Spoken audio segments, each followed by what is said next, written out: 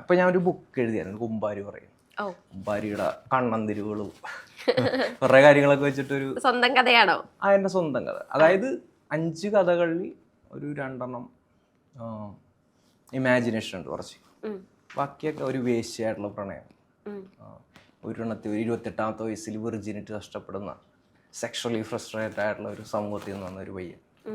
അങ്ങനെയുള്ള കുറച്ച് കാര്യങ്ങളാണ് അതിനകത്ത് ഉൾപ്പെടുത്തിയിരിക്കുന്നത്. പിന്നെ ഒരെണ്ണം ഒരു മയിരിലെ പപ്പായ വരും. എൻ്റെ വീട്ടിൻ്റെ ബാക്കിൽ ഒരു പപ്പായ മരമുണ്ട്.